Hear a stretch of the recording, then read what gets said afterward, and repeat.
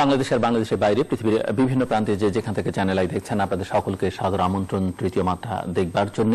প্রদর্শক, নানা রকমের দুর্যোগের মধ্যে বাংলাদেশ একদিকে প্রাকৃতিক দুর্যোগ, যে দুর্যোগ দেশের উত্তরাঞ্চল এবং মধ্যাঞ্চলকে আক্রান্ত করেছে, সাধারণ মানুষ যেখানে ভুক্তভোগী, অন্যদিকে মানব সৃষ্ট দুর্যোগ যেটি বিশ্বজুড়েই আছে। এখন বাংলাদেশেও বিশেষ করে গত 1 জুলাইয়ের পর থেকে বাংলাদেশের প্রায় প্রতিটি নাগরিককে আতঙ্কের মধ্যে ফেলে দিয়েছে নিরাপত্তাজনিত, এবং এখানে যারা বিশেষ করে বিদেশি আছেন তাদের এই শঙ্কা বা আতঙ্কটা অনেক বেশি। আরেকটি হচ্ছে সম্ভাব্য দুর্যোগ। এটি অনেকের মতে সরকার সৃষ্ট দুর্যোগ হতে পারে। এটি নিয়ে অবশ্য ভিন্ন মত কারো মধ্যে রয়েছে। সেটি হচ্ছে যে রামপাল বিদ্যুৎ কেন্দ্র।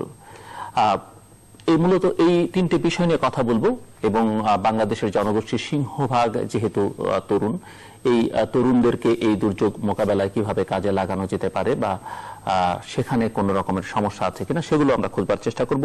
কথা বলবার জন্য আমার আজকের অতিথি বায়ে বসা আছেন গণপ্রজাতন্ত্রী বাংলাদেশ সরকারের তথ্য যোগাযোগ প্রযুক্তি মন্ত্রণালয়ের প্রতিমন্ত্রী, জাতীয় সংসদ সদস্য জুনায়েদ আহমেদ পলক, আর আমার ডানে রয়েছেন গণসংহতি আন্দোলনের প্রধান সমন্বয়কারী জুনায়েদ সাকি। স্বাগত আপনাদের স্টুডিওতে। মিস্টার, প্রথমে একটু শুনতে চাইব যে গতকাল বাংলাদেশ পুলিশের মহাপরিদর্শক বলেছেন যে গুলশান এবং শোলাকিয়ার ঘটনায় যারা মাস্টার মাইন্ড তাদেরকে চিহ্নিত করা হয়েছে। দুজনের নাম তিনি বলেছেন যে সামরিক বাহিনী থেকে বরখাস্তকৃত মেজর জিয়া, যিনি পলাতক, এবং বাংলাদেশি বংশোদ্ভূত কানাডিয়ান তামিম চৌধুরী। এবং তিনি ঘোষণা করেছেন যে এই দুজনের জন্য 20 লক্ষ টাকা করে যারা তথ্য দিবে বা তাদেরকে ধরিয়ে দিতে পারবে তাদেরকে, অর্থাৎ তিনি নিশ্চিত করে বলেছেন যে এই দুজনই হচ্ছে মাস্টার মাইন্ড। এবং একই সঙ্গে আইন শৃঙ্খলা রক্ষাকারী বাহিনীর পক্ষ থেকে এই ধারণা দেওয়া হয়েছে যে এরকম আরো কিছু হামলা অদূর ভবিষ্যতে ঢাকা এবং ঢাকার আশপাশে ঘটতে পারে। সো গত 1 মাস জুড়ে যে সরকারের নানা উদ্যোগ এবং তার সঙ্গে জনগণকে যুক্ত করবার যে প্রয়াস, সেটি নিয়ে অবশ্য নানা রকমের রাজনৈতিক কথাবার্তা নানান মহল থেকে আছে। সব মিলিয়ে আপনি পরিস্থিতিটা কি উন্নতির দিকে মনে করছেন, নাকি শঙ্কার জায়গাটা এখনো প্রবলভাবে আছে? ধন্যবাদ। যদি মাস্টার মাইন্ডদেরকে চিহ্নিত করা যথাযথভাবে হয়ে থাকে তাহলে তো মনে হয় যে সমস্যা অনেকখানি কেটে যাবার কথা। আমি প্রথমেই আগস্ট শোকের মাস। এই মাসে আমরা 1975 সালে জাতির জনক বঙ্গবন্ধুকে আমরা হারিয়েছি সপরিবারে। সেই দিন জাতির জনক সহ পরিবারের সদস্য যারা নিহত হয়েছিলেন, শহীদ হয়েছিলেন, তাদের আত্মার প্রতি আমি শ্রদ্ধা নিবেদন করছি। হ্যাঁ, এটা ঠিক যে জুলাইয়ের 1 তারিখে যেই ঘটনাটি, যেই সন্ত্রাসী জঙ্গি হামলায় গুলশানের হলি আর্টিজান রেস্টুরেন্টে হামলার পর থেকে কিন্তু সারা দেশে আমরা জঙ্গিবাদ এবং সন্ত্রাসবাদ সম্পর্কে একটি নতুন আমরা অভিজ্ঞতা সঞ্চয় করেছি। এবং তার প্রেক্ষিতে আপনি যেটি বলেছেন যে 1 মাস পূর্ণ হলো অগস্ট 1 তারিখে, এবং আপনি লক্ষ্য করে দেখেন যে মাননীয় প্রধানমন্ত্রী জননেত্রী শেখ হাসিনা যেটি বলেছেন যে এই সন্ত্রাস এবং জঙ্গিবাদের বিরুদ্ধে আমাদের জাতীয় ঐক্যটি স্থাপন হয়ে গেছে, এবং দেশের সকল মানুষ, দল, মত, জাতি, ধর্ম, বর্ণ নির্বিশেষে তারা যে ঐক্যবদ্ধ এই সন্ত্রাস এবং জঙ্গিবাদের বিরুদ্ধে, এটি ঠিক 1 মাস পূর্ণ হওয়ার পরে অগস্টের 1 তারিখে কিন্তু আমরা সারা বাংলাদেশের সকল বিশ্ববিদ্যালয়, college, high school, primary school, মাদ্রাসা, সকল শিক্ষা প্রতিষ্ঠানের শিক্ষক, অভিভাবক, ছাত্রছাত্রী, লক্ষ লক্ষ ছাত্র এবং অভিভাবক, শিক্ষক, তারা মিলে কিন্তু যে মানববন্ধন রচনা করেছে এবং এই সন্ত্রাস এবং জঙ্গিবাদের বিরুদ্ধে তারা না বলেছে এবং তারা প্রতিরোধ গড়ে তোলার জন্য শপথবদ্ধ হয়েছে। এইটার মধ্যে দিয়ে আমি বলতে পারি যে এই পরিস্থিতি মোকাবেলার জন্য আমরা দেশ এবং জাতিকে আমরা প্রস্তুত করতে পেরেছি।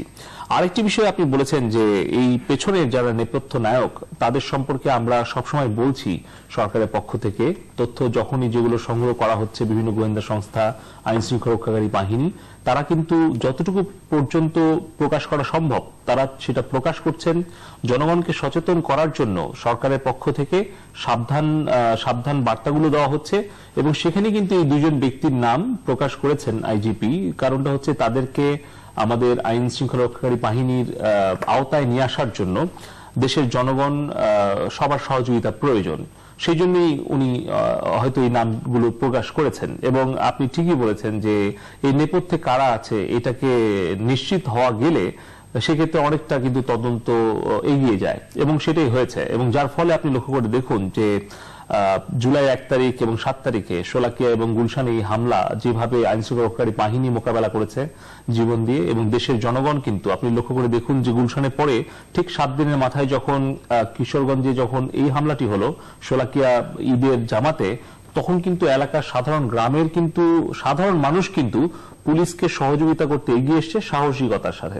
এবং আমি বিশ্বাস করি যে কল্যাণপুরের যে সর্বশেষ যে অভিযান এবং সেখানে যে 9 জন জঙ্গিকে মোকাবেলা করা, সেখানেও কিন্তু সাধারণ জনগণ সহযোগিতা করেছে। এমনকি গুলশানে যখন 1 তারিখে এই হামলার যখন প্রতিরোধ করার জন্য এবং জিম্মিদেরকে রক্ষা করার যখন পুলিশ সেনাবাহিনীর সবাই ঐক্যবদ্ধ হয়ে সেই জিম্মি আটক অবস্থা থেকে মুক্ত করার জন্য চেষ্টা করছে, তখন কিন্তু এমনকি গণমাধ্যমকে পর্যন্ত যখন সরকার কঠোর অবস্থানে যেতে বাধ্য হয়েছে, তখনও কিন্তু দেশের জনগণ কিন্তু সরকারকে সমর্থন করেছে।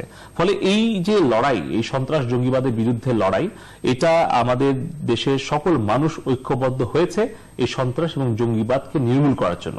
আর আমি বলবো যে এই যে বারবার বিভিন্ন রাজনৈতিক কারণে আমাদেরকে বলা হয় যে এটা আন্তর্জাতিক কোন সন্ত্রাসী কিংবা আইএস বাংলাদেশে আছে কি নাই, এগুলো নিয়ে বারবার বিতর্ক হয়েছে।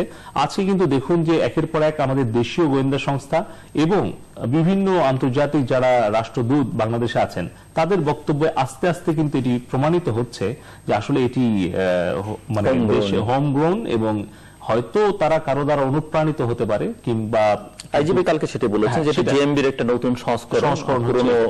আমি বলবো যে এক্ষেত্রে উন্নয়ন ঘটছে, কারণ এই ধরনের সন্ত্রাস জঙ্গিবাদকে মোকাবেলা করতে গেলে যে সামাজিক এবং রাজনৈতিক আন্দোলন প্রয়োজন হয়, সেই সচেতনতা দরকার হয় এবং সাহসিকতার সাথে মোকাবেলা করতে হয়। তার জন্য আমাদের দেশের ছাত্র জনতা এবং সর্বশ্রেণী পেশা মানুষ ঐক্যবদ্ধ হয়েছে, মোকাবেলা করছে। কারো কারো মতামত যে এক ধরনের প্যানিক সৃষ্টিটা সরকারই আসলে করছে বা আইন শৃঙ্খলা রক্ষাকারী বাহিনী করছে, বাস্তবে হয়তো এতটা, কারণ এই প্যানিকটা আসলে আমাদের অর্থনীতিকে একভাবে ক্ষতিগ্রস্ত করছে, আমাদের স্বাভাবিক ক্রিয়াকর্মকে ব্যাঘাত ঘটাচ্ছে, বাচ্চাদের স্কুলগুলো অনেক স্কুলই খুলছে না। সেই বিষয়ে আপনার মতামত কি? এটি একটি দিক। আর ঐক্যের কথা যেটি বলছেন সেটি নিয়ে আরেকটি রাজনৈতিক দল, তারা অন্যতম বৃহত্তম রাজনৈতিক দল বিএনপি, তারা জাতীয় ঐক্যের কথা বলেছে, সেটি নিয়ে অনেক কথা চালাচালি আপনাদের দুই পক্ষের মধ্যে হয়েছে। বিএনপি গতকাল সংবাদ সম্মেলন করে বলেছে যে তারা ঐক্যের ডাক দিয়েছেন, যেহেতু সরকারের দিক থেকে প্রথমে তারা চাইছিলেন যে সরকার দিক, সরকার যেহেতু দেয়নি, তারা ঐক্যের ডাক দিয়েছেন এবং অনেকে সাড়া পাওয়া গেছে। আওয়ামী লীগ এখন পর্যন্ত সাড়া দেয়নি, দিলে দেবে, না দিলে তারা তাদের। প্রথম কথা হচ্ছে যে প্যানিক সৃষ্টি কখনো সরকার করেনি বা করার কোনো ইচ্ছা আমাদের নাই, কারণ জননেত্রী শেখ হাসিনা সরকার দেশের মানুষের উন্নয়নের জন্য রাজনীতি করে, এবং আওয়ামী লীগের যারা আমরা কর্মীরা আছি, আমরা সরকারে এখন পরিচালনার দায়িত্বে আছি, আমরা প্রতিটি মুহূর্তেই জননেত্রী শেখ হাসিনার নেতৃত্বে আমরা জনগণের কল্যাণ করার চেষ্টা করি। দেশের মানুষের অর্থনৈতিক ক্ষতি হয়, দেশের মানুষের শান্তি নিরাপত্তা বিঘ্নিত হয়, এরকম কোন কার্যক্রম করার কোন তিল পরিমাণ কোন শঙ্কা বা আশঙ্কা আওয়ামী লীগের কাছ থেকে করা উচিত হবে না। কারণ আমরা বারবার প্রমাণ দিয়েছি ইতিহাসে যে দেশের জনগণের প্রয়োজনে আওয়ামী লীগের নেতাকর্মীরা জীবন পর্যন্ত দিয়েছে এবং দেশের মানুষের কল্যাণের জন্য। এবং এই প্যানিক সৃষ্টিটা কিন্তু আপনি লক্ষ্য করে দেখুন, যখন জেএমবি সৃষ্টি হয়েছে এই বাংলাদেশের মাটিতে, তখন একটি রাজনৈতিক দল সরকার পরিচালনার দায়িত্বে ছিল। সেই সরকারের মন্ত্রিসভার সদস্য তাদের বাড়িতে, তাদের গাড়িতে বৈঠক করে কিন্তু এই জেএমবি সংগঠন, বাংলা ভাই, এদের কিন্তু জন্ম হয়েছে। আমি যেহেতু নাটোরের সন্তান, নাটোর, রাজশাহী, নওগাঁ, এই এলাকায় কিভাবে সেই সময়ে অঘোষিতভাবে স্বায়ত্ত শাসন জারি করে দেওয়া হয়েছিল, কিভাবে সেখানে খালেদা জিয়ার ছবিকে মাথার উপরে রেখে, এখনো কিন্তু আপনি সোশ্যাল মিডিয়ায় দেখবেন যে সরকারি অফিসে, সরকারের বাসভবনে, মন্ত্রীদের বাড়িতে, গাড়িতে বৈঠক করে কিন্তু এই জঙ্গিবাদের সৃষ্টি, গোড়াপত্তন করা হয়েছিল। এবং এরা কিন্তু আগে থেকেই সংগঠিত ছিল বলেই কিন্তু এই অগস্ট মাসেরই 17 তারিখে, এটা 2000 সম্ভবত 4 সালে, তখন কিন্তু প্রায় 62টা জেলায় আদালতে একসাথে কিন্তু বোমা হামলা হয়েছিল। এবং এই গোড়াপত্তন কিন্তু সে সময় হয়েছে সরকারের কিছু দায়িত্বশীল এবং প্রভাবশালী নেতাদের প্রশ্রয়। আজকে কিন্তু সেটা কিন্তু আমাদের কুফল আমাদের ভোগ করতে হচ্ছে, তাদের বিরুদ্ধে লড়াই করতে হচ্ছে। আর এই প্যানিক সৃষ্টিটা আপনি যদি বলেন যে এই যে গুলশানে যখন রেস্টুরেন্টে হামলা হলো, এই হামলার ফলে স্বাভাবিক এই ধরনের একটি মারাত্মক হামলার ফলে দেশের জনগণ কিন্তু সে সময় নতুন একটা পরিস্থিতি মোকাবেলা করেছিল। কিন্তু সরকার প্রধান জননেত্রী শেখ হাসিনার সাহসী এবং যুগোপযোগী নেতৃত্বে আমরা কিন্তু সেটা মোকাবেলা করেছি এবং খুব দ্রুত সময়ের মধ্যেই পুরো দেশবাসীকে ঐক্যবদ্ধ করে আমরা সেই লড়াইটা কিন্তু আমরা এগিয়ে যাচ্ছি এদেরকে দমনের পথে।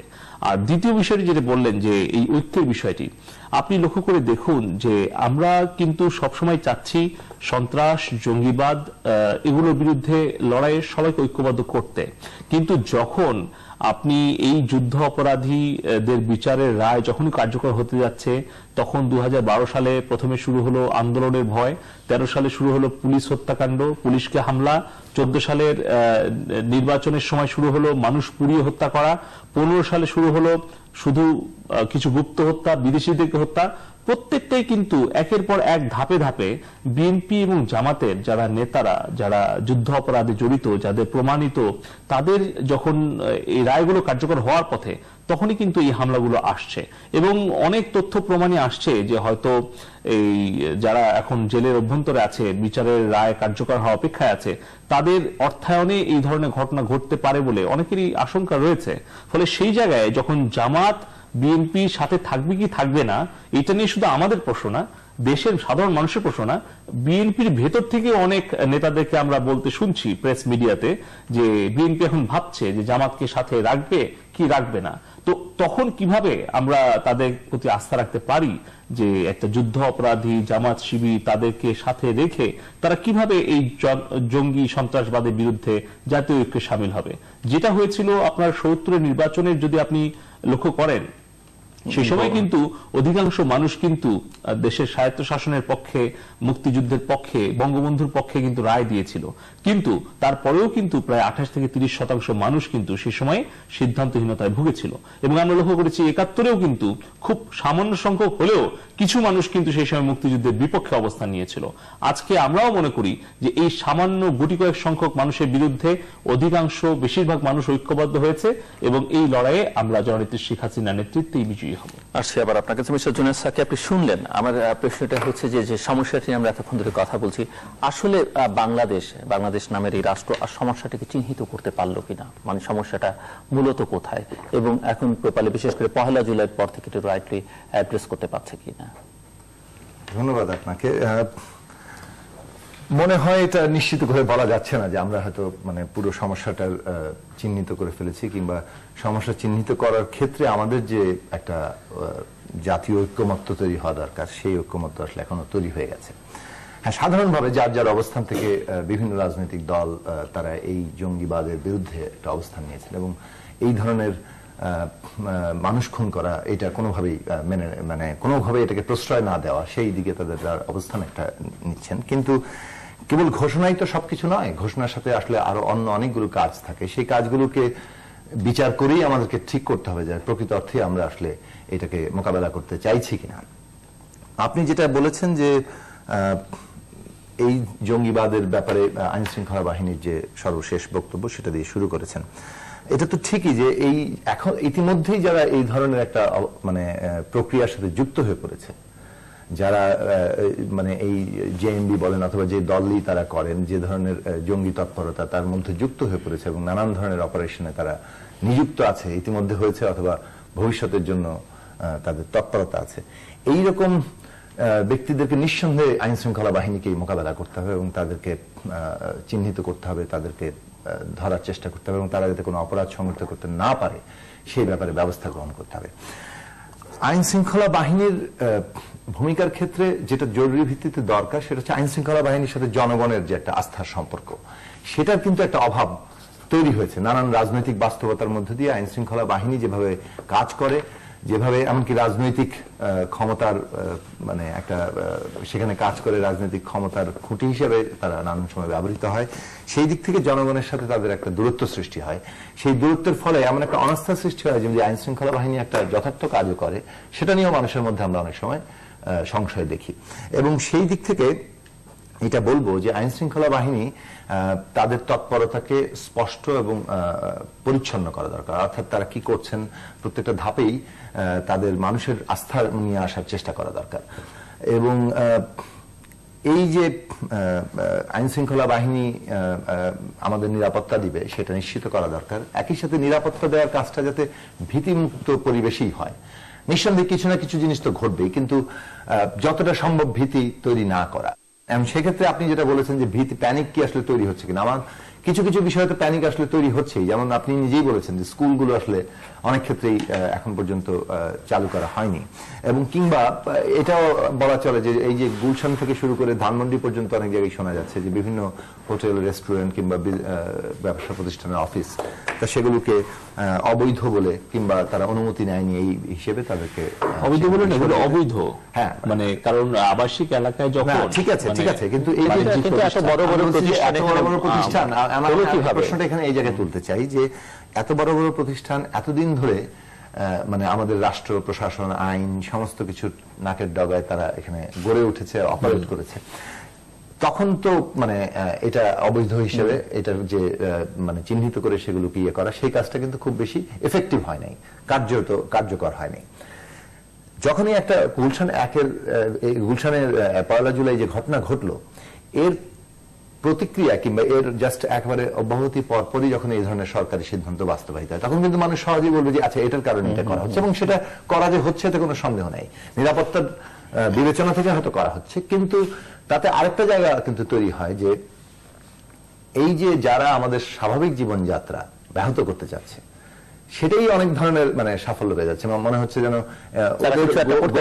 কিছু একটা করতে পারলে ওদের গোল অর্জিত হচ্ছে। এখন যেটা হচ্ছে যে এতগুলো ব্যবসা প্রতিষ্ঠান কিভাবে সরকারের নাকের ডগায় তৈরি হলো, সেটা সরকারকেই জবাব দিতে করা উচিত। 1, 2 হচ্ছে যে ইতিমধ্যে যেগুলো তৈরি হয়েছে সেখানে যে বিপুল মানুষের কর্মসংস্থান তৈরি হচ্ছে সেগুলো নিয়ে বিবেচনা করা দরকার, এবং মানুষজন যারা ওই গুলশান বনানী কিংবা বাড়িধারা থাকেন তারা মানে যাবেন কোথায়, মানে সেটা তারা খেতে হলেও কোথায় যাবেন, এই সমস্ত বিষয়গুলো বিবেচনা করা, বিশেষ করে যখন বিদেশিদের কথা বেশি চিন্তা করা, বিদেশিদের কথা বিশেষভাবে তারা কোথায় যাবে, এটা কিন্তু চিন্তা করা দরকার। সিদ্ধান্তটা আসলে কতটা মানে কাজ হচ্ছে। নিঃসন্দেহে আইন কার্যকর হওয়া দরকার, এবং কেউ যদি আইন যথাযথ অনুমতি না নিয়ে এই ধরনের প্রতিষ্ঠান করেন, তাদের বিরুদ্ধে আইনগত ব্যবস্থা কিভাবে প্রযুক্ত হবে সেই বিষয়গুলো করা দরকার। কিন্তু এইটার সাথে যখন যুক্ত করে হয়, তখন কিন্তু যারা এই লক্ষ্য অর্জন করতে চাইছেন যে তারা আমাদের নর্মাল লাইফ কিংবা স্বাভাবিক জীবনযাত্রাকে একটা কোনো না কোনোভাবে বাধাগ্রস্ত করবেন, সেটাই অর্জিত হয়ে যায় কিনা এই প্রশ্ন কিন্তু আছে।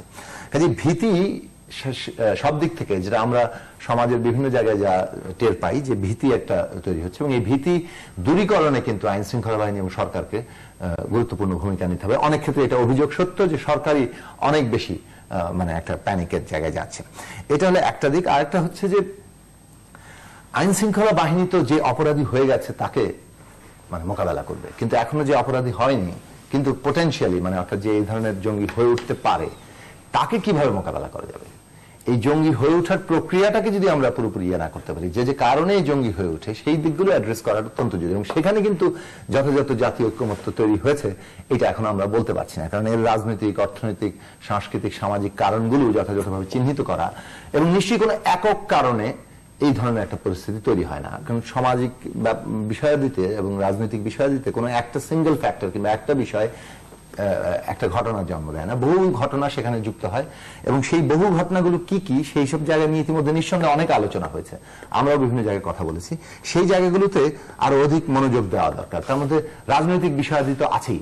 এখন ধরেন এটা তো একটা আন্তর্জাতিক সমস্যা, মানে এই ধরনের জঙ্গি তৎপরতা আন্তর্জাতিক সমস্যা তৈরি হচ্ছে। এখন ধরেন কিসের কারণে এটা হঠাৎ করে স্বয়ংভূভাবে এই ধরনের জঙ্গি কিছু লোক তৈরি হয়ে গেল, তাও তো না। ব্যাপারটা আমরা দেখেছি যে 80 দশকের শেষ দিক থেকে কিংবা শুরুর দিক থেকে বলা চলে, আফগানিস্তান, তার পরবর্তী পশ্চিমা শক্তির, বিশেষত মার্কিন যুক্তরাষ্ট্রের নেতৃত্বে তাদের মধ্যপ্রাচ্য নীতি, এবং 2001 সালের পরে টুইন টাওয়ার হামলার পরে আমরা দেখলাম যে আফগানিস্তান, ইরাক ইত্যাদি দখল, এবং তারপরে সর্বশেষ গত এই 1 দশকের মধ্যে 5-7 বছর আগে 2010 সালের দিক থেকে এই যে লিবিয়া, সিরিয়া এবং অন্যান্য দেশে, মধ্যপ্রাচ্যে বিভিন্ন দেশে এই যে মার্কিন যুক্তরাষ্ট্রের নেতৃত্বে তাদের যে পশ্চিমা মিত্ররা যে ধরনের অন্যায় যুদ্ধ চাপিয়ে দিয়েছেন, সেটা কিন্তু একটা প্রতিক্রিয়া তৈরি করছে।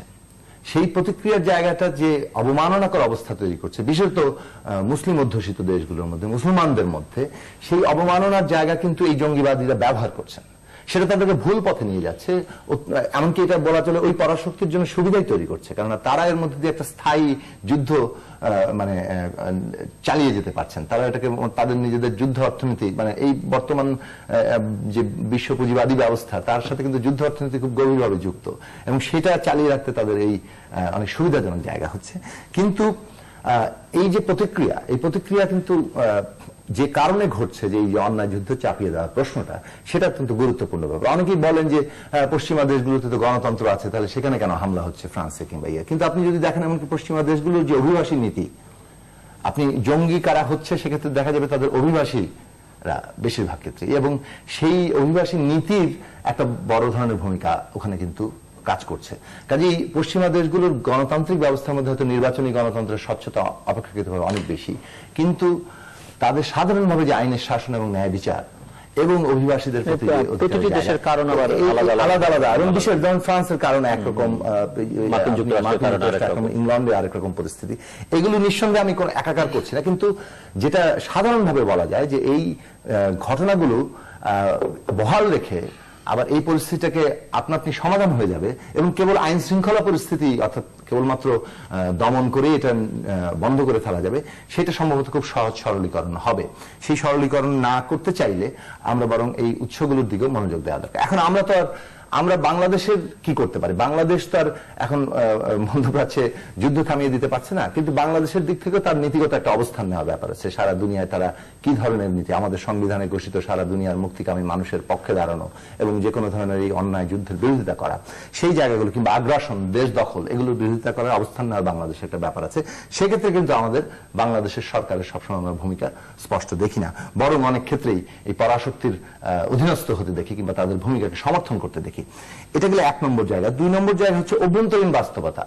আমি নিজে কয়েকটা পড়ছিলাম যে যারা এই জঙ্গিবাদী তৎপরতায় যুক্ত হয়েছিল কিন্তু পরে সরে এসছে এবং এখন তারা আইন শৃঙ্খলা বাহিনী নিজ নিজ দেশে সহযোগিতা করছে, তারা কিছু কনফেশন দিয়েছে, লেখালেখি করেছে যে কিভাবে এই পরিস্থিতি তারা কিভাবে মোটিভেটেড হয়েছে।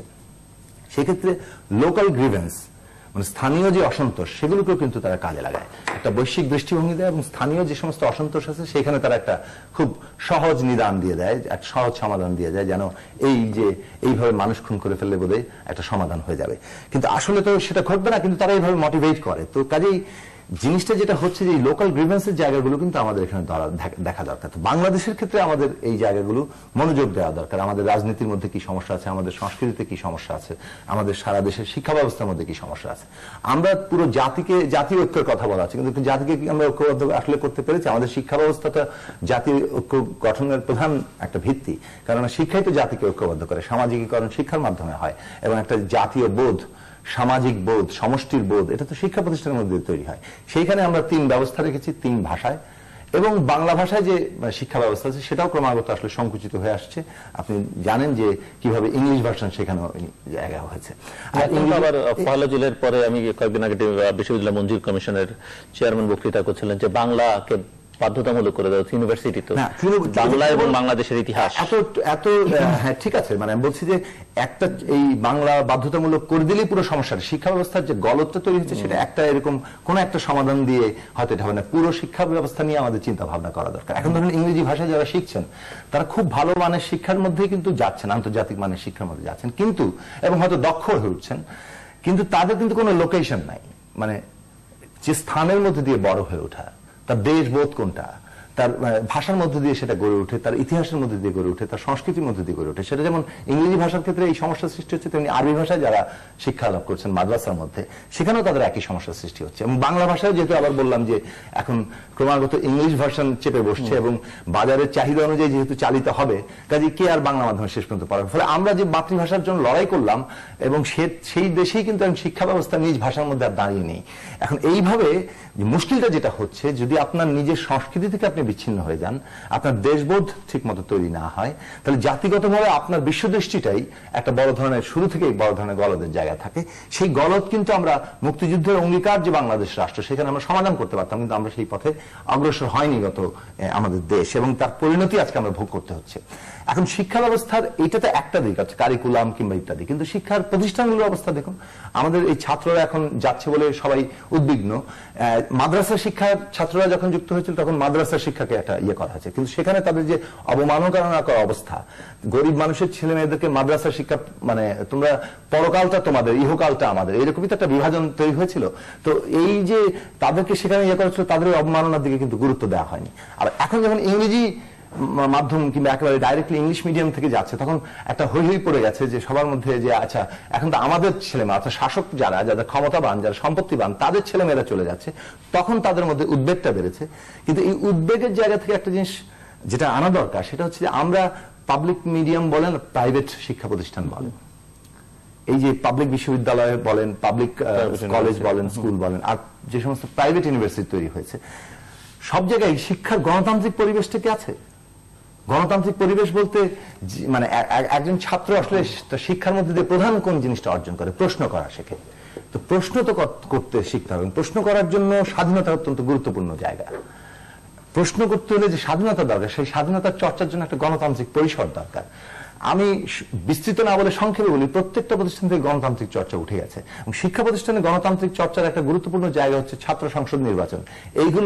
এই গণতান্ত্রিক, তথাকথিত গণতান্ত্রিক শাসন 1991 সাল থেকে আমরা দেখতে পেলাম যে তারপরে এইগুলো একেবারেই উঠে গেছে।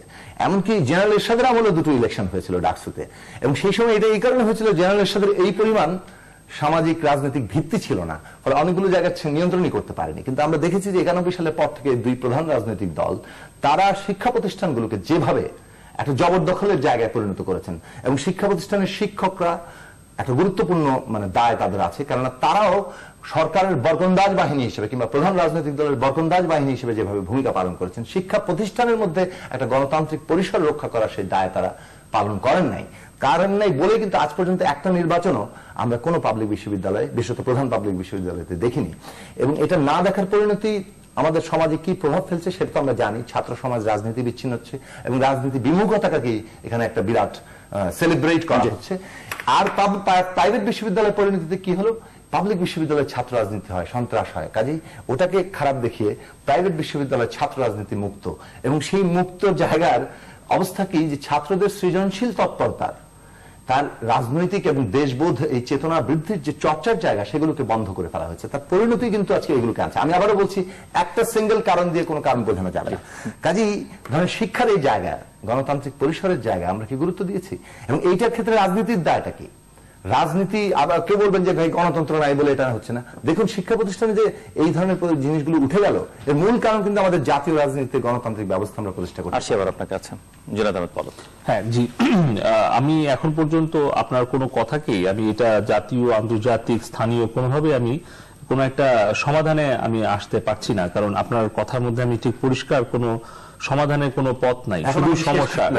আমি বলছি আপনি হয়তো আবার যখন সময় পাবেন তখন আপনার সময় আপনি সমাধানের পথটা দেখাবেন, কিন্তু এটাই হচ্ছে সবচেয়ে বড় সমস্যা আমাদের। আপনি কথা বলতে বলতে এমন একটা জায়গায় চলে গেলেন যে বাংলাদেশের 16 কোটি মানুষকে আপনি দায়ী করে বসলেন, এবং আপনি কথা বলতে বলতে সরকার, শিক্ষক, ছাত্র, শিক্ষা ব্যবস্থা, সামাজিক, রাজনৈতিক, সাংস্কৃতিক, নেতা, কর্মী সবাইকে কিন্তু আপনি দায়ী করে বসলেন, এবং সব শেষে এসে দাঁড়ালো যে এই সমস্যার, এতই অন্তহীন সমস্যা, এই সমাধানের পথ আপনি আর দেখছেন না। কিন্তু আমরা এখানে গর্ব করে বলি যে আপনি সরকারের কথা বলেছেন, সব সরকার কিন্তু শেখ হাসিনা সরকার না। বাংলাদেশে যে 45 বছর স্বাধীনতার পর সরকারকে দায়ী করলে কিন্তু আলাদা আলাদা সরকারের নাম বলতে হবে। কোন রাজনৈতিক দলের নেতৃত্বাধীন কোন সরকার ছিল? বঙ্গবন্ধু যে 3.5 বছর এই দেশ পরিচালনা করেছে, তখন বঙ্গবন্ধু সরকার ছিল। 75-এর পরে জিয়া রহমানের সরকার ছিল, তারপরে এরশাদের সরকার ছিল, খালেদা জিয়া জামাত ইসলামের সরকার ছিল। আমরা কতটুকু সময়ে কি করেছি? আপনি এই 45 বছরে শিক্ষা ব্যবস্থার কথা বলছেন, বলেন 45 বছরে কোন রাজনৈতিক দল, কোন নেতা, কোন প্রধানমন্ত্রী বাংলাদেশ শিক্ষানীতি দিয়েছে? সমালোচনা তো সবাই করেছে, সমস্যার কথা তো সবাই বলেছেন, সমাধানের পথ দেখিয়েছে একমাত্র আওয়ামী লীগ। এই 45 বছরে আপনি বলুন, সেই কুদরতি খোদা মিশনের শিক্ষা মিশন কমিশন থেকে শুরু করে আজকে 45 বছরে একটা রাজনৈতিক দলের নাম বলেন, একজন সরকার প্রধানের নাম বলেন যে শিক্ষানীতি করার উদ্যোগ গ্রহণ করেছে। কথা শেষ করেন, আমি বলবো নিশ্চয়ই। শেষ করবো এখনই? না, আপনার কথা শেষ হলো। আমি তো একটা প্রসঙ্গে বললাম, আপনি যতগুলো সমস্যার কথা বলেছেন, এই 45 বছরে এই সমস্যা যারা তৈরি করেছে, সামাজিক, রাজনৈতিক এবং সাংস্কৃতিক যে জটিলতা সৃষ্টি করেছে, রাষ্ট্রের কাঠামো, রাষ্ট্রের চরিত্র যারা বদল করে দিয়েছে, তাদের বিরুদ্ধে আবারও 21 বছরের জঞ্জাল মিটিয়ে জননেত্রী শেখ হাসিনাকে দায়িত্ব নিয়ে এগুলোকে আবার মেরামত করতে হচ্ছে। আপনার নদীর পানি গড়িয়ে গেছে 21 বছর, আপনি 21 বছর পরে এসে যে ঘাটে আপনার আংটি হারিয়েছিল আপনি সেটা খুঁজতে বলছেন আওয়ামী লীগকে। এটা তো আপনার কাছ থেকে আশা করা যায় না। আর আপনি বলছেন যে 75-এর পর থেকে 96 সাল পর্যন্ত এই রাষ্ট্রের সংবিধান বলেন, শিক্ষানীতি বলেন, শিক্ষা ব্যবস্থা, রাজনৈতিক সাংস্কৃতিক যে পরিবর্তনটা 21 বছর ধরে করা হলো। জননেত্রী শেখ হাসিনা তো প্রথম টার্মে এসেই উনি চেষ্টা করছেন আস্তে আস্তে আস্তে এটাকে নিয়ে আসার। আজকে শিক্ষানীতি, আপনি মাদ্রাসা শিক্ষা ব্যবস্থার কথা বলছেন, ইংলিশ মিডিয়াম শিক্ষার কথা বলছেন, 3 রকম 3মুখী শিক্ষাকে একমুখী শিক্ষার কথা বলছেন। আপনি বলেন 45 বছরে সমাধানের পথ দেখিয়েছে কে? একমাত্র জননেত্রী শেখ হাসিনা ছাড়া। শিক্ষানীতিতে আস্তে আস্তে আপনি দেখেছেন যে এই হেফাজতে ইসলামের 5ই মের যেই অবস্থাটা সৃষ্টি হয়েছিল, তখন যদি আমরা সাহসিকতার সাথে সেই সময় মোকাবেলা না করতাম, আজকে দেশের অবস্থা কি হতো? আপনি বলেছেন 80 সালেও তো আফগানিস্তানে যখন আপনার তালেবান আল কায়দাকে প্রতিষ্ঠিত করা হলো, তখনকার সমাজ ব্যবস্থা কেমন ছিল? তারাও তো একটা প্রগতিশীল অসাম্প্রদায়িক সমাজ ব্যবস্থা কিন্তু আফগানিস্তানেও চর্চা ছিল। কিন্তু আজকে আফগানিস্তানের দুরবস্থা দেখে আর আপনার কথা শুনে আমার নিজেরই শঙ্কা হচ্ছে, আপনার মতো একজন প্রগতিশীল ব্যক্তি যদি এই ধরনের সন্ত্রাস এবং জঙ্গিবাদকে আপনারা পরোক্ষভাবে প্রশ্রয় দেন, এবং আপনারা যদি এই প্রগতিশীল অসাম্প্রদায়িক সমাজ ব্যবস্থা গড়ে তোলার জন্য যিনি অগ্রণী ভূমিকা পালন করছেন, যিনি নিজের জীবনের ঝুঁকি নিয়ে জননেত্রী শেখ হাসিনা আজকে বাংলাদেশকে একটি প্রগতিশীল অসাম্প্রদায়িক সমাজ ব্যবস্থা গড়ে তোলার জন্য যিনি অগ্রণী ভূমিকা পালন করছেন, তাকে আপনি সহযোগিতা না করে আজকে যদি ঘুরিয়ে ফিরিয়ে আমাদের এই কর্মকাণ্ডকে আপনারা যদি সমালোচিত করার চেষ্টা করেন, তখন দেশ এবং দেশের তরুণ প্রজন্ম তাদেরকে আমরা সঠিক পথে আনবো কার সহযোগিতায়? আপনার মতো একটা প্রগতিশীল রাজনৈতিক দলের একজন কর্মী, আপনার কাছ থেকে তো এই ধরনের বক্তব্য তরুণ প্রজন্ম আশা করে না। আমি বরঞ্চ আপনার কাছ থেকে আশা করি যে আপনি সমাধানের পথ দেখান। আমরা তো একটা একটা করে বলছি, আমাদের আজকে সমস্যার কথা যারা বলছে সমাধানের পথ তারা দেখাচ্ছে না, কিন্তু জননেত্রী শেখ হাসিনা দিনরাত পরিশ্রম করে উনি সমাধানের পথ দেখাচ্ছেন। সেটা হলি আর্টিজানে সারা রাত জেগে অপারেশন সফল করা হোক, কিংবা আপনার ওই ঈদগার মাঠে সাধারণ মুসল্লিদেরকে রক্ষা করার জন্য তার অপারেশনে সার্বক্ষণিক যোগাযোগ করে হোক, আজকে সেই সার্থকতাটুকু, সেই মূল্যায়নটুকু যদি আপনি না করে আপনারা যদি বলেন যে আমরা প্যানিক সৃষ্টি করছে একটা গোষ্ঠী, দেশের বিরুদ্ধে ষড়যন্ত্র করছে আরেকটা গোষ্ঠী, আর আমরা যারা দেশকে রক্ষা করার জন্য অক্লান্ত পরিশ্রম করে যাচ্ছে আওয়ামী লীগের সরকার, আর আপনি তাকে সন্দেহের চোখে দেখে একটা ঘোলাটে অবস্থা সৃষ্টি করার যদি চেষ্টা করেন, এর দ্বারা কিন্তু যেই দেশের ক্ষতি হবে সেই ক্ষতির ভাগিদার আপনিও হবেন। আজকে আপনি যখন প্রাইমারি স্কুলে পড়েছেন, আপনি যখন হাই স্কুলে পড়েছেন, তখন আপনাকে কি শেখানো হয়েছে?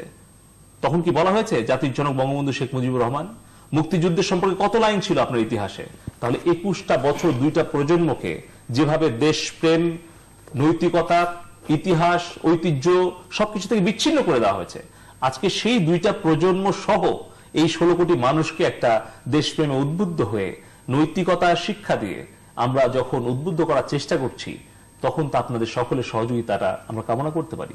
আপনি বলছেন যে স্পষ্ট কোনো ভূমিকা নেই, আপনি সরকারের কথা বলছেন। আমি আপনাকে চ্যালেঞ্জ করে বলছি, জননেত্রী শেখ হাসিনা যতবার ইউনাইটেড নেশনসের জেনারেল অ্যাসেম্বলিতে বক্তব্য দিয়েছেন, যতগুলি রাষ্ট্র আছে তার মধ্যে সবচেয়ে উচ্চকিত কণ্ঠে উনি প্যালেস্টাইনের মুসলিমদের পক্ষে কথা বলেছেন। গত বছর, তার আগের বছর আমার একবার সৌভাগ্য হয়েছিল 2010 সালে, আমি নিজে তার বক্তব্য শুনেছি 25 সেপ্টেম্বর। উনি স্পষ্ট ভাষায় মাথা উঁচু করে সেই দিন প্যালেস্টাইনের পক্ষে উনি ভূমিকা নিয়েছেন। আমরা চুক্তিতে স্বাক্ষর করেছি, আমরা তাদের সমর্থন দিয়েছি।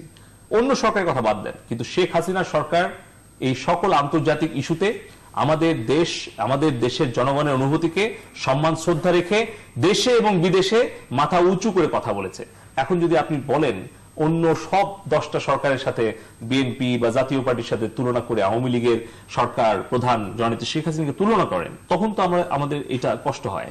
আজকে যদি এই জঙ্গিবাদ, সন্ত্রাস, এটার বিরুদ্ধে আপনি বলছেন সামাজিক, রাজনৈতিক, সাংস্কৃতিক যে আন্দোলন, আপনি খেয়াল নাই যে এই নববর্ষের ভাতাটা জননেত্রী শেখ হাসিনা দিয়েছেন, যেটি ধর্ম বর্ণ নির্বিশেষে দেশের সকল সরকারি কর্মকর্তা কর্মচারী তারা পাচ্ছে? কেন এই চিন্তা তো অন্য কোন সরকার, অন্য কোন রাজনৈতিক দল করেনি। আজকে আপনি দেখান কোন জায়গায় একটি অসাম্প্রদায়িক প্রগতিশীল একটি সমাজ গঠনের জন্য একমাত্র জননেত্রী শেখ হাসিনা সরকার ছাড়া আর কোন রাজনৈতিক দল চেষ্টা করেছে কিনা? প্রত্যেকটি রাজনৈতিক দল ৭৫-এর পরে ধর্মকে ব্যবহার করে তারা বারবার আওয়ামী লীগকে নিশ্চিহ্ন করতে চেয়েছে, বঙ্গবন্ধুকে নিশ্চিহ্ন করতে চেয়েছে, মুক্তিযুদ্ধের চেতনাকে নিশ্চিহ্ন করতে চেয়েছে। সেই জায়গাতেই আমাদের সমস্যা। আমি শেষ কথা বলতে চাই যে জাতীয় স্বার্থ বিরোধীদের সাথে জাতীয় ঐক্য হতে পারে না। দেশের বিরুদ্ধে যারা কাজ করেছে, দেশের বিরুদ্ধে এখনো যারা ষড়যন্ত্রে লিপ্ত, সেই জাতীয় স্বার্থ বিরোধী কোন গোষ্ঠীর সাথে জাতীয় স্বার্থে জাতীয় ঐক্য হতে পারে না। আচ্ছা, এখানে আপনি তো অন্য ইস্যুগুলোতে যাবেন বলেছিলেন, তা আমি আমার কথাটা শেষ করে ভেবেছিলাম যাবো, কিন্তু উনি অনেকগুলো প্রসঙ্গ তুলেছেন এবং যে প্রসঙ্গগুলো খুবই যৌক্তিকভাবে তুলতে হলো। অনুষ্ঠিত যাওয়ার সুযোগ হবে কিনা আমি জানি না। মানে এই কারণ এখন প্রশ্ন হচ্ছে তরুণদেরকে উদ্বুদ্ধ করা, তরুণদের উদ্বুদ্ধ করা, তরুণদেরকে ফুটবল মাঠে নিয়ে আসতে হবে। তরুণদেরকে আজকে সব দখল হয়ে যাচ্ছে, আপনি তো দখলই শুধু দেখছেন, কিন্তু কতগুলো মাঠ করেছে, কতগুলো যাচ্ছে সেই জায়গায় আমরা টুর্নামেন্ট ঢাকা শহরের মানে বুকের মধ্যে ধানমন্ডি মাঠও কিভাবে দখল হয়ে যায় সেটা আমরা জানি। আপনি এটা কি জানেন যে গুলশানে একটি আপনার যদি এখন মনে হয় যে বাংলাদেশে কোনো সমস্যা নাই, এরকম যদি একটা আলোচনা আমার কথা শুনে যদি আপনি আশ্বস্ত হন তাহলে ভালো না। আমি সমস্যার কথা বলি না, বরং আমি দেখতে পাচ্ছি যে আমি বলছি পরিষ্কার দিকে তাকানোর কোনো পরিসর নেই। আমি শুনে নিজেদের না, আমাকে কথা বলতে দিবেন। আমি দিব 1 মিনিট কথা বলি আপনাকে শুধু। আপনি জানেন যে 52-71 যখন দেশের মানুষকে, নিরস্ত্র মানুষকে অস্ত্র হাতে তুলে নিতে হয়েছিল, দেশের সাধারণ বাঙালিরা, বঙ্গবন্ধু একটা কথা বলতেন যে বাঙালির চরিত্র হচ্ছে যখন বৃষ্টিকালে, বর্ষাকালে কাদার মতো নরম তুলতুলে, আবার ঠিক একই গ্রীষ্মে কিন্তু একদম খরার মধ্যে বাংলাদেশের মানুষ কিন্তু পাথরের চেয়ে শক্ত হয়ে যায়। ঠিক একইভাবে কিন্তু আজকে বাঙালি আবারও প্রমাণ করেছে, ৭১-এর মতো আবারও জননেত্রী শেখ হাসিনার নেতৃত্বে এই জঙ্গি সন্ত্রাসের বিরুদ্ধে এই যুদ্ধে বাংলাদেশের 16 কোটি মানুষ ঐক্যবদ্ধ হয়েছে। আজকে আমাদের উচিত দেশের তরুণ, আমার ধারণা, আপনি যদি এই ব্যাপারে আপনার দ্বিধা থাকে তাহলে আরো দুঃখজনক যে এই যুদ্ধের ব্যাপারে আমাদের ঐক্যবদ্ধ করার চেষ্টা করা উচিত। আর আপনি যদি প্রেস মিডিয়াকে বা টেলিভিশনের সামনে দর্শকদেরকে বিভ্রান্ত করেন যে আমরা ঐক্যবদ্ধ না, আমরা সন্ত্রাস হচ্ছে গণতন্ত্র রাজনৈতিক কারণে, এটা ভুল ব্যাখ্যা হবে। আমি আপনাকে আমন্ত্রণ জানাচ্ছি, দেখি আমরা তরুণদের কাছে অন্তত একটা মেসেজ দেন যে আমাদের সকল তরুণদেরকে রাজনৈতিক ভেদাভেদ ভুলে, ধর্মীয় মতাদর্শ ভুলে আমাদের ঐক্যবদ্ধ হয়ে এই সন্ত্রাস জঙ্গিবাদের বিরুদ্ধে লড়াই করতে হবে। আচ্ছা, সন্ত্রাস জঙ্গিবাদের বিরুদ্ধে ধারাবাহিকভাবে লড়াইটা আসলে আমরা করে যাচ্ছি এবং এই বিষয়ে ধারাবাহিকতার ছেদ আমাদের কখনো পড়েনি। ছেদ যদি পড়েছে তো আওয়ামী লীগেরই পড়েছে, এবং সেই আওয়ামী লীগের ছেদের জায়গাগুলো বলে এখন এটা দেশবাসী জানেন, সময় নষ্ট আমি করতে চাচ্ছি না। যেটা একটা মুশকিল যেটা হচ্ছে কি, যে আপনি একজনের বক্তব্যের পয়েন্ট যদি আলোচনায় মানে না আনেন এবং আপনি তারপরে যে কোনো বক্তব্যকেই এই বক্তব্য দিয়ে বিভ্রান্ত তৈরি করা হচ্ছে, এই বক্তব্য দিয়ে জঙ্গিবাদকে সহায়তা করা হচ্ছে, প্রশ্রয় দেওয়া হচ্ছে, এই আলোচনাটার ধরনটা কিন্তু গণতান্ত্রিক না। এই আলোচনাটার মধ্যে কোনো আলোচনা, তার মানে হচ্ছে যে সরকারের সমালোচনা করা মানে হচ্ছে জঙ্গিবাদের কি বলে প্রশ্রয় দেওয়া, আপনি সরকারের সমালোচনা মানে হচ্ছে বিভ্রান্তি তৈরি করা, এবং অন্যরা যেটা বলছেন ওইটাই একমাত্র জনগণকে সত্য তথ্য দেওয়া। এই জায়গাটা কিন্তু খুব বিরাট সমস্যাজনক জায়গা, এবং এই মানে এই ধরনের কি বলবো যে এই ধরনের আচরণ কিংবা এই ধরনের একটা অবস্থান, এই অবস্থানটা এটা কিন্তু খুবই মানে সমস্যাজনক। শিক্ষানীতি আওয়ামী লীগ দিয়েছে, কিন্তু শিক্ষানীতি দিলেই হলো সেই শিক্ষানীতিটা মানে আমাদের আমাদের শিক্ষানীতির সমালোচনাটা এইটাই যে আমাদের শিক্ষানীতি কিন্তু এই 3 ধারাকে এক জায়গায় এখনো আনতে পারেনি, এবং 3 ধারা এক জায়গায় আনার কোনো বাস্তবতা এখানে দেখা যায়নি, বরং বাংলা মাধ্যমের মধ্যেই ইংলিশ ভার্সন চালু হয়ে যাচ্ছে। সুতরাং এই শিক্ষানীতির জায়গাটা কিন্তু আবার ওই লোকেশন থেকে, বাংলাদেশ তার দেশবোধ, তার ইতিহাস, ঐতিহ্য থেকেই ক্রমাগত তাকে সরিয়ে নিয়ে যাওয়ার একটা জায়গা তৈরি হচ্ছে। কারণ ভাষার গুরুত্ব কি, এটা অত্যন্ত গুরুত্বপূর্ণ, সেই গুরুত্বের সময় নিয়ে আপনার আলোচনা আমাকে করতে দেবেন না। আমি যে জায়গায় যেতে চাচ্ছি, আমি মোটেই সবাইকে দায়ী করিনি, আমি শাসকদের দায়ী করেছি।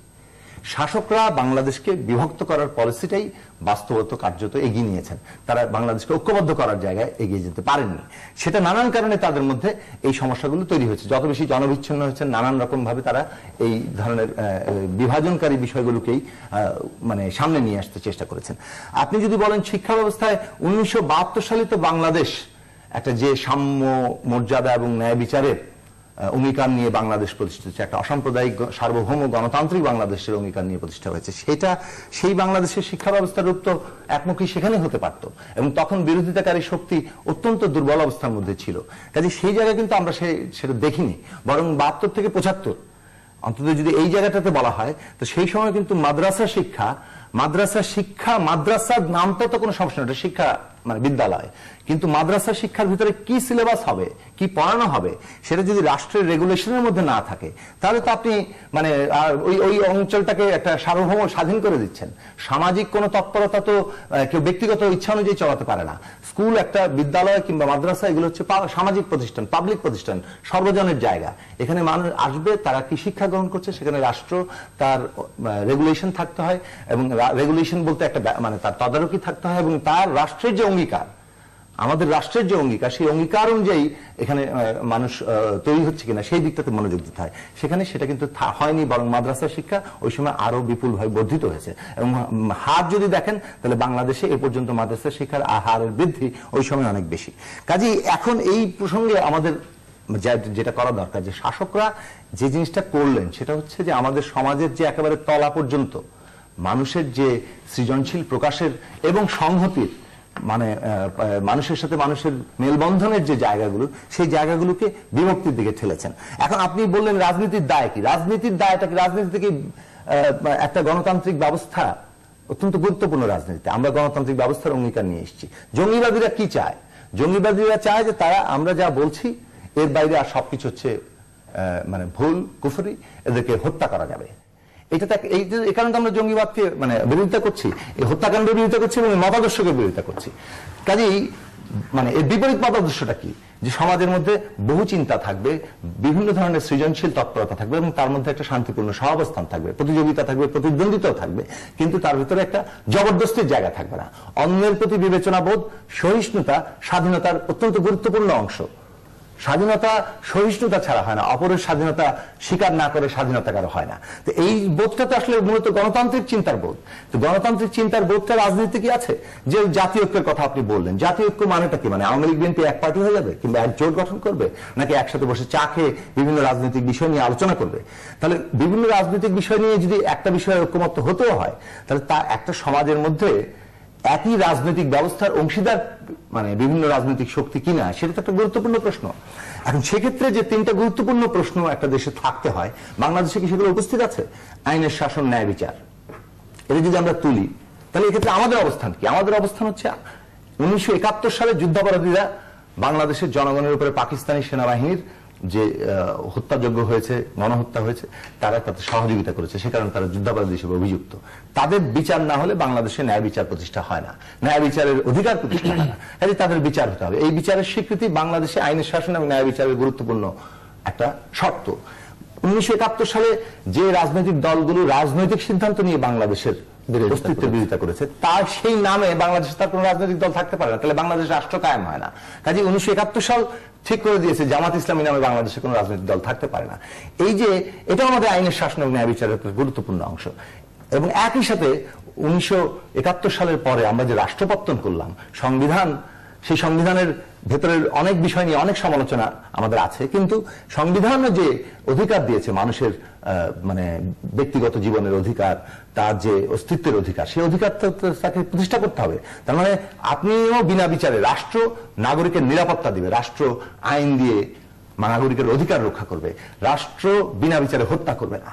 কাজে এই যে আইনের শাসন এবং ন্যায় বিচার, আমরা যুদ্ধাপরাধীদের বিচার চাই, আমরা জামাত ইসলামী সহ এই যারা বাংলাদেশের অস্তিত্ব বিরোধিতা করেছে সেই নামে বাংলাদেশের রাজনৈতিক দল চাই না, এবং বাংলাদেশে আমরা কোনো বিচার বহির্ভূত হত্যাকাণ্ড চাই না, আমরা একটা আইনের শাসন এবং ন্যায় বিচার চাই। এটা একটা দেশের গুরুত্বপূর্ণ একটা বিষয়। দ্বিতীয় বিষয় হচ্ছে একটা গণতান্ত্রিক নির্বাচনী ব্যবস্থা। একটা দেশে যদি গণতান্ত্রিক নির্বাচনী ব্যবস্থা জাতীয় পর্যায়ে না থাকে, তাহলে তলা পর্যন্ত কোনো কিছুতে কোথাও আর কোনো জায়গা থাকবে না, একটা মনোপলি, একচেটিয়া ক্ষমতা প্রতিষ্ঠিত হবে। কাজে একটা গণতান্ত্রিক নির্বাচনী ব্যবস্থা আমাদের দেশে আমরা প্রতিষ্ঠা করতে পারিনি। বাংলাদেশের পরিণতি কি সেটা তো আমরা জানি। মানে রাজনৈতিক দল অধীনে নির্বাচনে, মাত্র 2টি নির্বাচনে একে অপরের ক্ষমতা হস্তান্তর করতে পেরেছে। বিএনপি 1996 সালের 15 ফেব্রুয়ারি বিএনপির হাতেই, আওয়ামী লীগ 2014 সালের 5 জানুয়ারি আওয়ামী লীগের হাতে। কাজে এই যে বাংলাদেশের মানে রাজনৈতিক দলের অধীনে নির্বাচনের যে দশা তৈরি হয়েছে, সেই এইরকম একটি নির্বাচনী ব্যবস্থা নিয়ে আমরা আমাদের দেশে একটা গণতান্ত্রিক ব্যবস্থা প্রতিষ্ঠা করতে মানে সক্ষম হব না। কাজে গণতান্ত্রিক নির্বাচনী ব্যবস্থা একটা গুরুত্বপূর্ণ অঙ্গ। তৃতীয়ত হচ্ছে এটাও ইনশিওর করতে হলে ক্ষমতার রাষ্ট্রীয় যে প্রতিষ্ঠানগুলো থাকে সেটা সংসদ থেকে শুরু করে সরকার থেকে শুরু করে বিচার বিভাগ থেকে শুরু করে এই যে আপনার নির্বাচন কমিশন, দুর্নীতি দমন কমিশন, পাবলিক সার্ভিস কমিশন, যারা সরকারি চাকরি দেয়, এই রাষ্ট্রীয় প্রতিষ্ঠানগুলোর মধ্যে ক্ষমতার একটা ভারসাম্য থাকতে হয়, তার একটা স্বাধীন ভূমিকা থাকতে হয়। মানুষ যাতে, সরকার যদি এগুলো একচেটিয়া হয়ে উঠতে চায়ও, রাষ্ট্রীয় প্রতিষ্ঠানগুলো সেখানে একটা ক্ষমতার ভারসাম্য সৃষ্টি করে এবং নাগরিকের নিরাপত্তার জায়গা তৈরি করে। এই তিনটে জিনিস আইনের শাসন সমাধান করতে হলে, আমি শেষ করি, আইনের শাসন এবং ন্যায় বিচার সমাধান এবং একটা কি বলে যে আমাদের রাষ্ট্রীয় প্রতিষ্ঠানগুলোর ক্ষমতার ভারসাম্য, এই তিনটা হচ্ছে একটা গণতান্ত্রিক রাজনৈতিক ব্যবস্থা। এটা বলে ডেমোক্রেটিক পলিটি। এই পলিটি নির্মাণ করার জন্য খুবই গুরুত্বপূর্ণ। এটা কিভাবে হবে? এই তিনটা জিনিস যখন আমরা প্রশ্ন করতে পারি, হ্যাঁ প্রশ্ন করেন আপনি, এই তিনটা জিনিস যখন আমরা নির্মাণ করতে সক্ষম হব, যার ভেতরে রাজনৈতিক অংশীদার মনে করতে পারবে, তখন কিন্তু জাতীয় ঐক্যের ভিত্তিটা তৈরি হয়। হ্যাঁ, আমরা কোন ইস্যুগুলোকে মোকাবেলা করব। এখন কোন রাজনৈতিক দল যারা, যেমন ধরেন বিএনপি এখন জামাত ইসলামের সাথে নিয়ে আছে, এটা তারা তাদের অবস্থান, তাদের জনগণ সেভাবে তাদের বিচার করবে। তাদের জাতীয় ঐক্য কিভাবে আসলে ডাক, এটা মানে গ্রহণযোগ্য হবে কি হবে না, সেটা মানুষ সেভাবে বিচার করছে। কাজেই কিন্তু আমাদের তো একটা জাতীয় ঐক্যের ভিত্তিটাও তৈরি করতে হবে। ভিত্তি ছাড়া রাজনৈতিক দল, এই ভিত্তি আমি তিনটে পয়েন্ট বললাম, মুক্তিযুদ্ধের চেতনায় বিশ্বাসী দল এবং রাজনৈতিক চেতনায় বিশ্বাসী হবে না। মুক্তিযুদ্ধের চেতনায় জামাত ইসলামকে বিএনপি নিয়ে থাকতে পারে, সেটা জনগণের কাছে। আমি শেষ করতে আপনাকে আমি আপনার কথায় আমি একদমই মানে ইন্টারভেন করব না।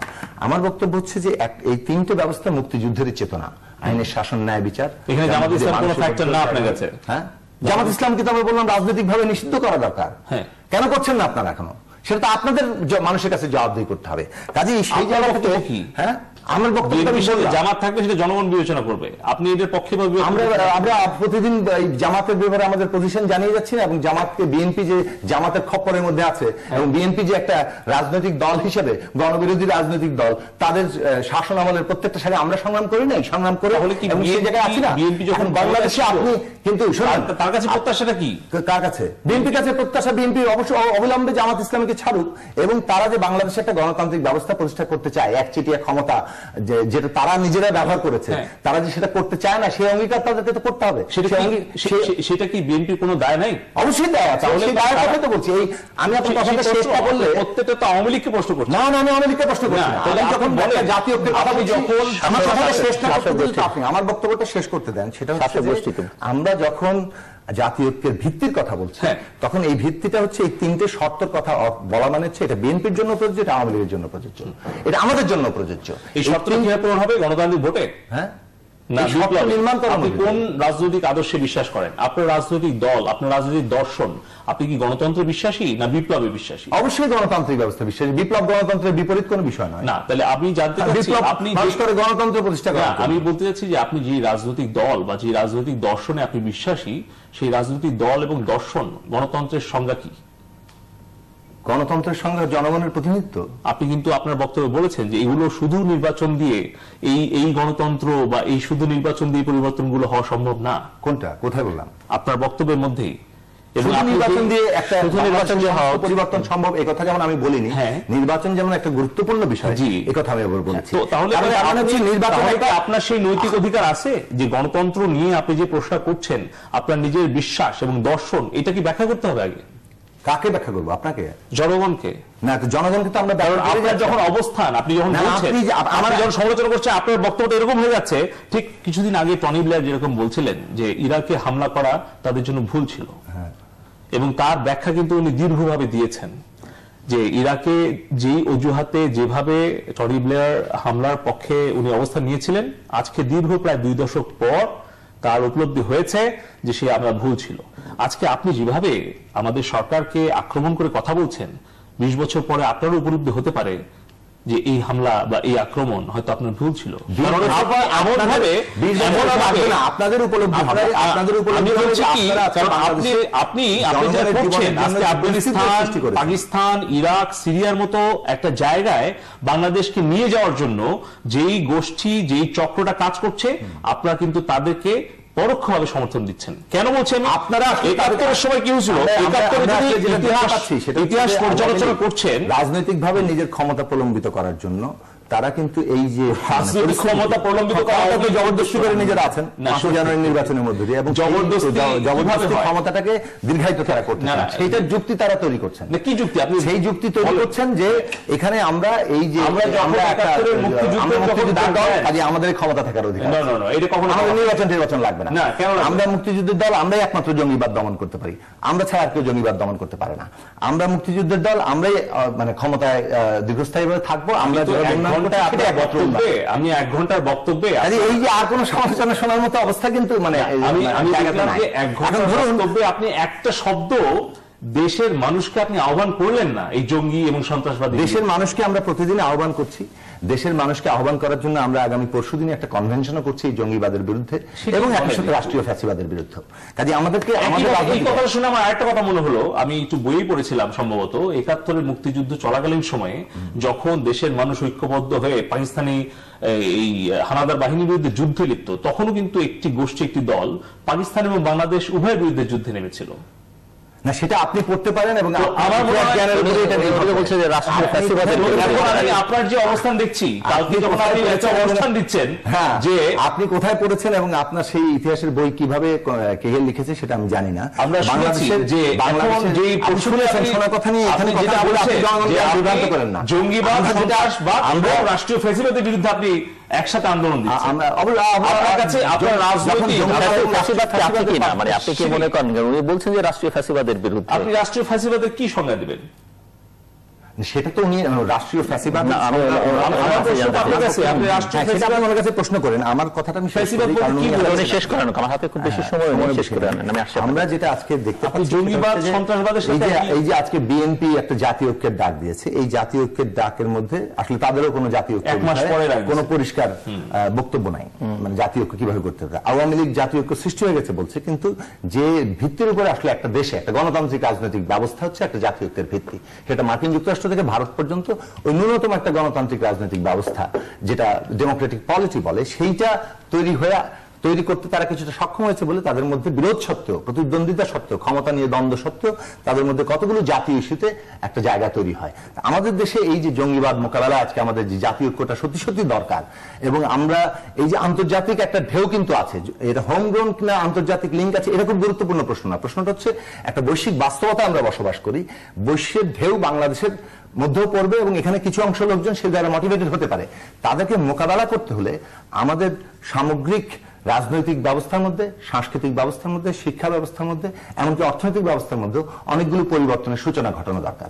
সেই সূচনার কাজের মধ্যে রাজনৈতিক ব্যবস্থার মধ্যে যা পরিবর্তন করা দরকার সেই বিষয়গুলো আমরা তুললাম। আইনের শাসন, গণতান্ত্রিক নির্বাচনী ব্যবস্থা, রাষ্ট্রীয় প্রতিষ্ঠানসমূহের ভারসাম্য। এই 3টে ব্যবস্থা যদি আমরা করতে সক্ষম হই, তাহলে আমাদের মধ্যে বিরোধ এবং দ্বন্দ্ব সত্ত্বেও কতগুলো ঐক্য তৈরি করা সম্ভব। জামাত ইসলামীকে নিয়ে না, এখন জামাত ইসলামীকে নিয়ে যদি বিএনপি থাকে তার মানে বিএনপি শর্ত পূরণ করছে না, যুদ্ধ অপরাধী, স্বাভাবিক যুদ্ধ অপরাধী বললেন না, বিচার ছাড়া আমি তো পরিষ্কার করলাম যে আইনের শাসন প্রতিষ্ঠিত হবে না বলেছেন। তাহলে সেই আইনের শাসন যদি প্রতিষ্ঠিত করার উদ্যোগ নিয়ে থাকে, সেটা তো আওয়ামী লীগ সরকার, সেটা তাহলে পারেন। তাহলে আপনারা যতগুলো পয়েন্ট বলেছেন, শিক্ষানীতি বলেছেন, শিক্ষানীতি একমাত্র বঙ্গবন্ধু উদ্যোগ নিয়েছিলেন, পরে শেখ হাসিনা করলো না। আপনার শিক্ষানীতি একই ব্যবস্থাকে আপনার শিক্ষানীতি আইনের শাসন, আচ্ছা বিএনপির সাথে পার্থক্য মানে কোন শিক্ষানীতি তো উদ্যোগী আইনের শাসন যদি যুদ্ধ অপরাধীদের বিচার করার মধ্য দিয়ে প্রতিষ্ঠা করার জন্য আপনার মতামত হয়ে থাকে, তাহলে সেটাও তো জননেত্রী শেখ হাসিনা সরকারি উদ্যোগ নিয়েছে, আমরা সমর্থন দিচ্ছি। তাহলে প্রত্যেকটা জায়গায় আপনার শিক্ষা বলেন, আইনের শাসন বলেন, যে সামাজিক সাংস্কৃতিক যতগুলো বিষয়গুলো আপনি বললেন, সবগুলো তো জননেত্রী শেখ হাসিনা সরকারি উদ্যোগ গ্রহণ করেছে এবং সফল করছে।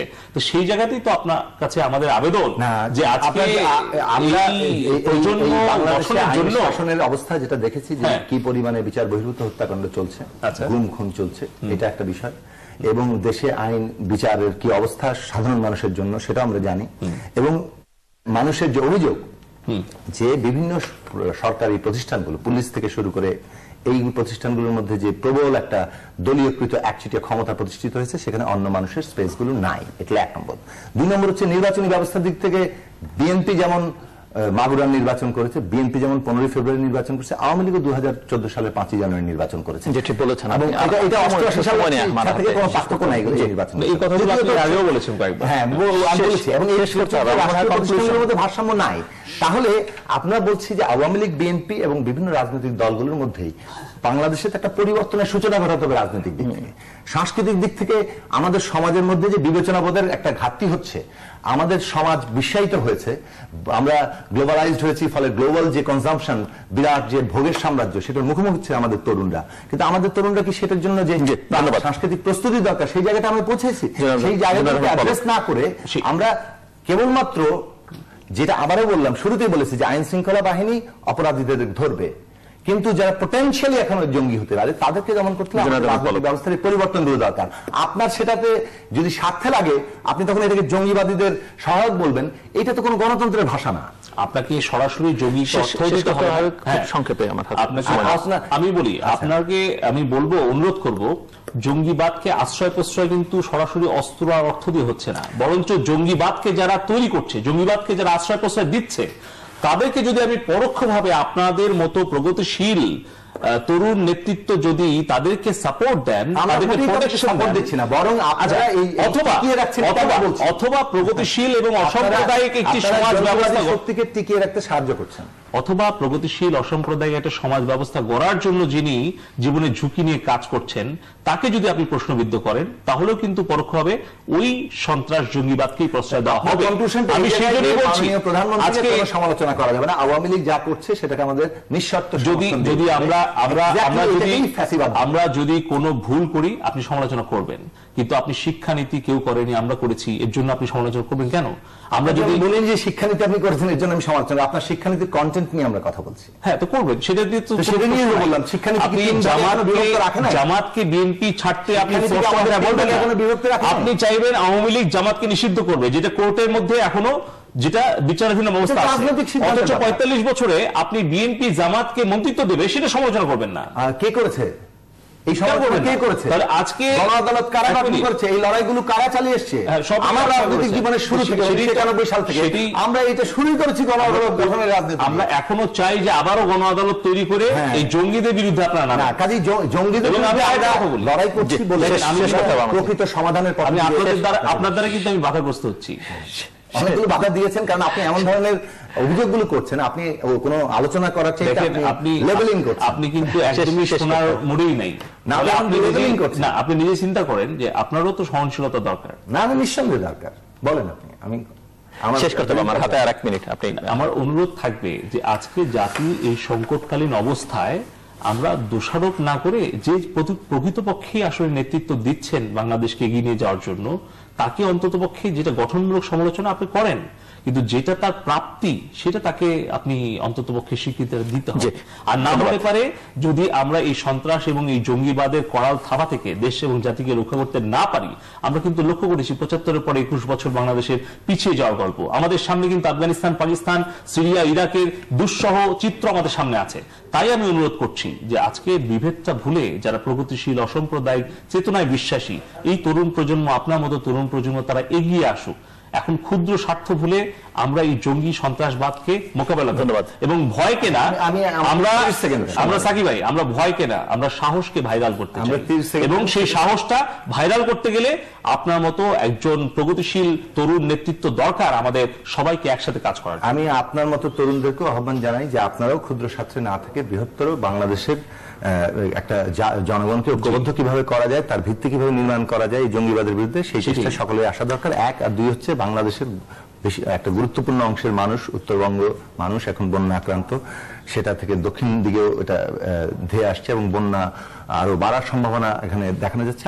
আমরা সরকারের কাছে দাবি করব যে ত্রাণ তৎপরতা আরো জোরদার করার জন্য, এবং আমরা নিজেরা উদ্যোগ নিয়েছি ত্রাণ তৎপরতা সবাই মিলে মানুষ এগিয়ে আসতে হবে।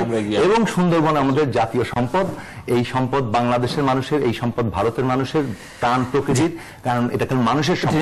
আজকে আমরা কথা বলতে পারলাম, বিশ্বের বিস্তারিত আরো সম্পদ যাতে রক্ষা পায়